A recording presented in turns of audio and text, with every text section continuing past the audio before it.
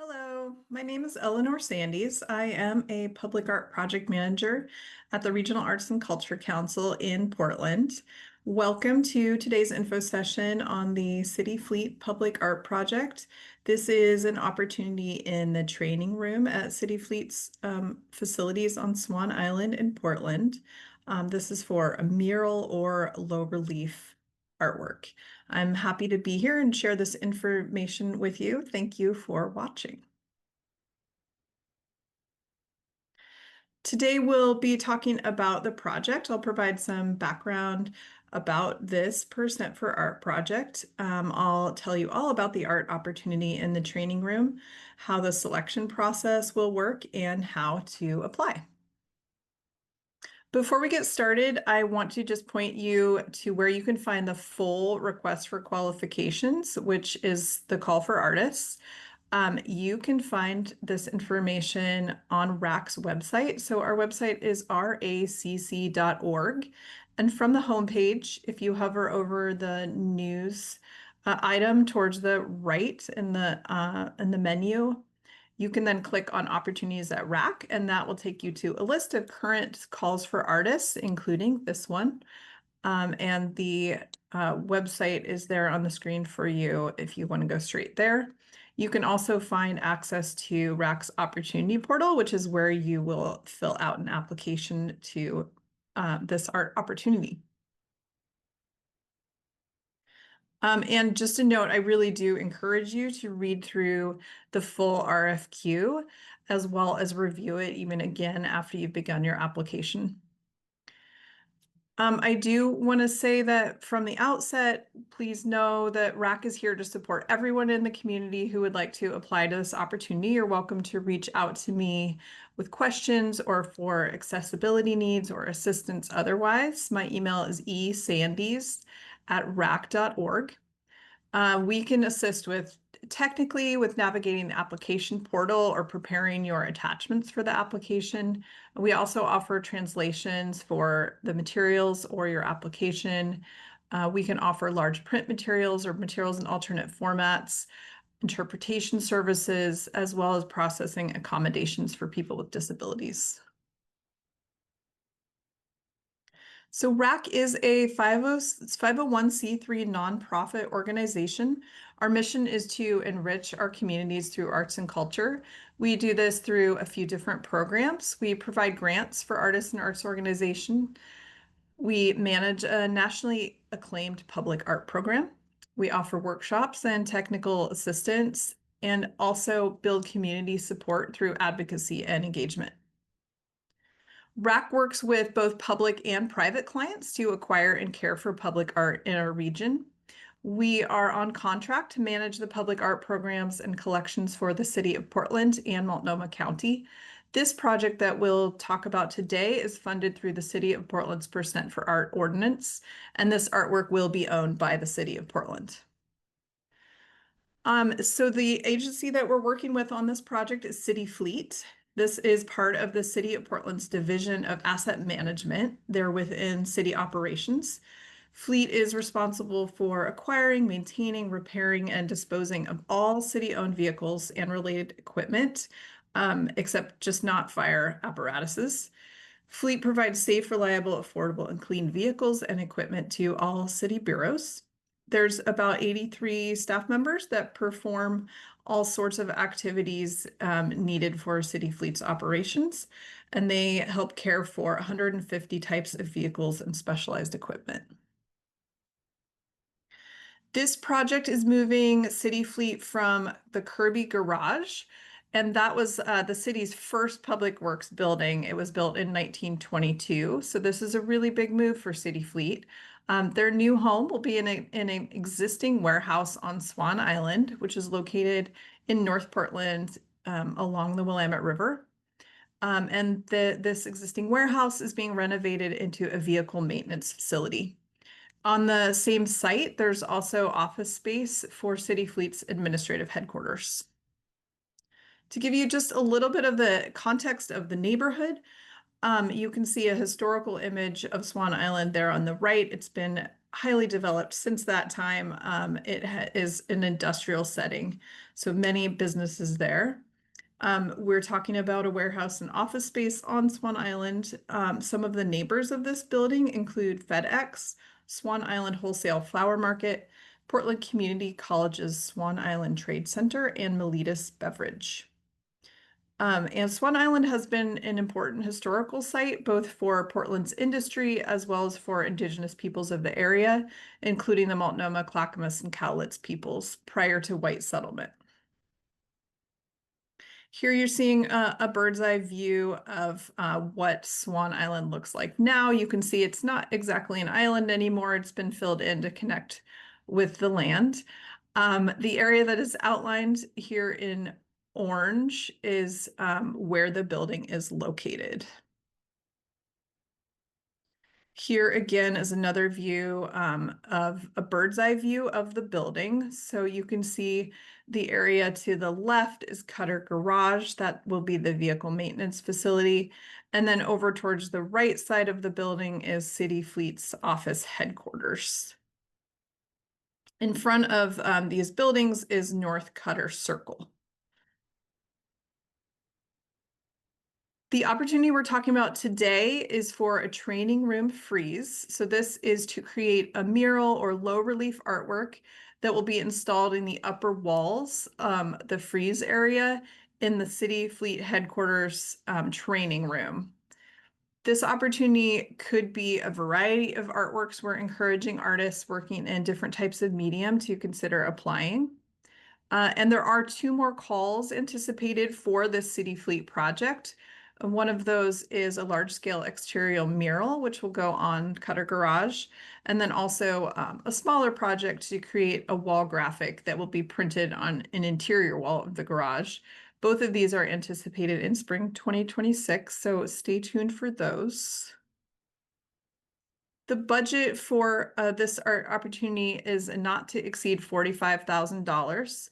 That budget includes all project expenses. This is going to include any artist fees, the design development, materials, fabrication, any structural engineering that might be needed if there are art components or attachments, as well as delivering the artwork to the site and installing it.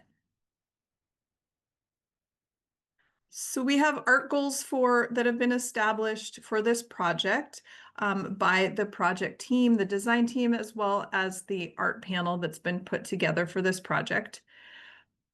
These goals are for all of the art opportunities, including the training room frieze.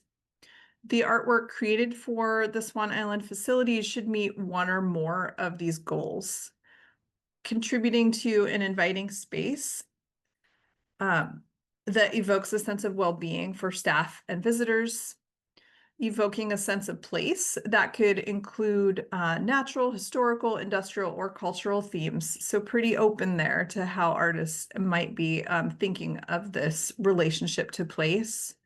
Honoring the legacy of industry and trade workers, recognizing CityFleet's key role and essential functions in the city of Portland, and taking inspiration from a technologically advanced future. And again, the artwork does not have to meet all these goals. We're looking for it to meet at least one or more. This is a plan of the CityFleet office headquarters. You'll see the long orange arrow is pointing to the training room. So this room is used by CityFleet, other city bureaus, as well as local businesses and community groups for trainings and large meetings. The room seats 60 people, but it has capacity to hold over 100 people. And there's very many different types of people that use this space. It has chairs, tables, and an AV system. And these people often are going to spend quite a bit of time in this room. If they're having trainings, they could be all day. So they will experience the art for an extended period of time. Again, the budget for the opportunity is $45,000. You can see in this image of the training room, this is looking mostly featuring the west wall of the training room. You can see the frieze area above the wood marking the wall there. And the frieze area runs around the upper walls of the room. It wraps the entire room. The different walls range in length from 35.5 feet to 62 feet. There's an approximate 178 linear feet available for artwork, and it's 3.5 feet high. If you were going to propose low relief artwork, that the maximum depth for that artwork is 3 inches. So, as I've mentioned before, the artwork could be a mural, which could be directly painted onto the wall or painted on panels that were installed on the wall, or it could also be a low relief artwork installed directly on the wall. That could include, sculptural works, potentially glass, really open to thinking about materials and what artists might bring to the project. The artwork can occupy a portion of the frieze on different walls, or it could wrap around the whole room on all 4 walls. Again, just looking to the artists and what the ideas that they're going to bring to this project. Noting that the wall material is paint over drywall with steel studs. There is access to electricity in the area on 2 of the walls. And here we're looking at some just inspiration ideas, possibilities for what this might look like. But these are just ideas. There are many different options of possibilities. This is a similar size of mural that you can see installed at Multnomah County Central Courthouse. And then some other ideas for what a low relief artwork could look like. We're looking at could be abstract, could be figurative, a combination of the two, could be a painted mural, a sculpture in different types of materials, or perhaps a combination of sculpture and mural. This art opportunity is eligible for artists or artist teams living in Oregon. And noting that RAC is committed to reflecting the cultural richness of our city by promoting opportunities for emerging and historically underrepresented artists. We're also committed to engaging new communities of artists and expanding the range of artistic and cultural expression that's represented in the city's public art collection. All right, and now we're moving on to the selection process. A panel of artists, city representatives, and project design team members with diverse backgrounds and approaches to art will select artists for this opportunity. The panel will utilize the published evaluation criteria, and you can find those in the request for qualifications. They'll use those for 2 phases of selection, a selection phase and then a proposal interview phase. During the selection phase, the panelists are going to review and score artist submitted materials. So this is your application that you'll submit. And the panel will select from all of those applications up to 3 finalists. And just again, the evaluation criteria is in the RFQ. This is looking at artistic vibrancy of the applicant's past work, the potential of the artist's work to meet one or more of those art goals, as well as the artist's interest in the project and project goals. The interview proposal phase, those 3 finalists will then be invited to develop a design concept proposal, and they will be paid a $750 honorarium for that. And then the artists will present that proposal and interview with the art panel. The evaluation criteria here, again, looking at artistic vibrancy as well as feasibility of what the artist is proposing. And then looking at applicants' experience with materials, fabrication, and working with project design teams. And there's a little bit more detail for that evaluation criteria, so please do read that RFQ. Once those presentations take place, the panel will select the artist or artist team to receive the award for the artwork commission. So looking at the timeline, the due date for submissions for the application is Monday, January 5th, 2026 at 11:59 p.m. And then the finalists, we anticipate notifying those 3 finalists February 2026. That will also be the time where all artists that have applied will be notified of whether they are moving on to the next phase or not. We anticipate a finalist site visit in March, and then those interviews and artist selection happening in April. Once that artist is selected, they'll come on to contract with the Regional Arts and Culture Council, and then they'll move into design development to finalize that design. And then in the summer of 2026, fabrication will start. Um, all artwork should be complete and installed by early spring 2027. I want to note here that the install date really depends on the selected artwork and the extent of time that's needed for fabrication. So, for example, if this is going to be a mural that is directly painted onto the wall, we would anticipate installation happening much sooner, perhaps likely fall 2026. But if it is a sculpture that's going to take some more fabrication, then the installation date would be later. And also just one caveat that these dates are estimates. They're based on current information, and they could change depending on the project's design and construction timeline. However, the training room is ready to receive artwork now, so there's likely not going to be too much change here. So I will go over specifics on how to apply in just a moment, but what you will be required to provide in that application is a statement of interest. This is up to 3,000 characters and spaces. As you're filling out the application, it will tell you how many characters you have left. And we are asking you to address why this project's focus and art goals interest you, why you'd be a good match for the project, your capacity and experience to create the artwork that you're proposing. Well, you won't be proposing it yet, but the artwork that you would be creating. And then if you're applying as a team, please do describe your different roles on the team and how you anticipate working together. Um, and just to reiterate, you will not be putting forth an idea for what the artwork will be yet. This is really just looking at are you interested in this project? Why are you interested? Are you a good match for the project? The other requirement for the application is uploading a resume or a bio. This is 2 pages maximum per artist. So if you are applying as an artist team, you'll supply up to 2 pages per team member.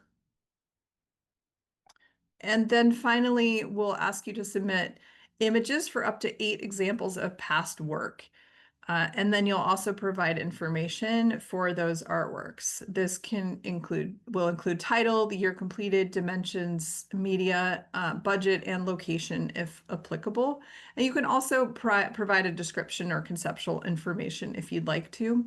We do allow up to 2 images per artwork if you want to provide a detailed image. So the first step to applying is to log into RAC's opportunity portal. And I went over this before, but from RAC's homepage, rac.org, you can hover over that news item in the titles, and then go down to opportunities at RAC and click on that. And you can find a link to the opportunity portal there. You can also go directly to the opportunity portal. There is a link in the request for qualifications, and that is rac.smapply.org. Once you get to this page, you will either log in or register if you haven't used the portal before. Once you're logged in, you'll see the project listed, and you will want to click on that Start button. You can see on the left, there's 3 sections in the application. There's demographic information, application, and the resume bio upload. We do collect demographic information. The purpose is to address gaps in our services and to also meet requirements for reporting to our funding partners. Please do share with us how you identify. You're welcome to select multiple options or provide more detail. And you're also welcome to select I prefer not to answer for any or all of those questions.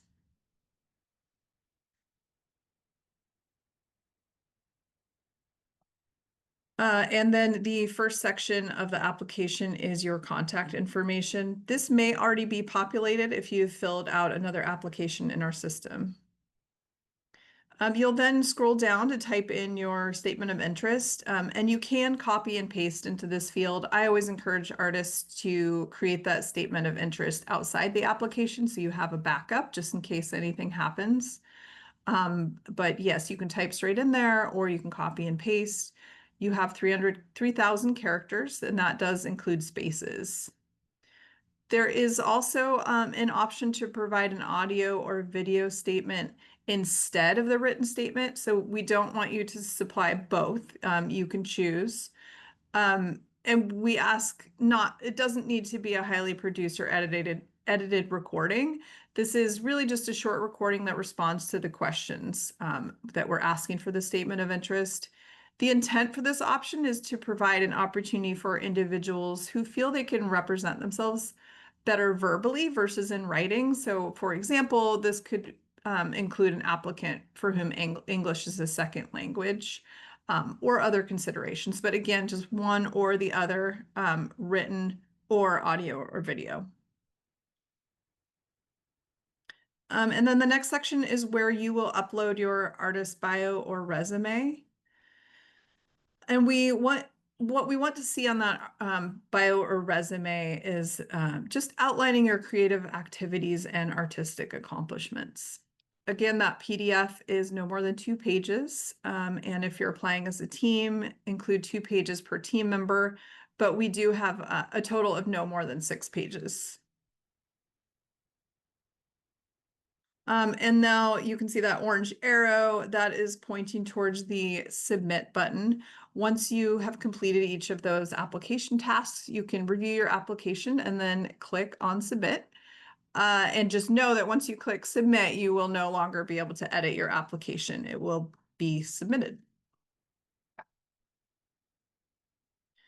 So, as I mentioned before, if you have any questions about the opportunity or the RAC portal, please do let me know. Again, my name is Eleanor Sandys, Public Art Project Manager here at RAC. esandys@rac.org is my email. I'm happy to set up a time for a phone call as well if that works better for you. And a reminder to please do read through that request for qualifications carefully so that you can write a competitive application, and to apply before the deadline of Monday, January 5th, 2026 at 11:59 p.m. Again, thank you for your interest, and I look forward to hearing from you and seeing your application. Thank you.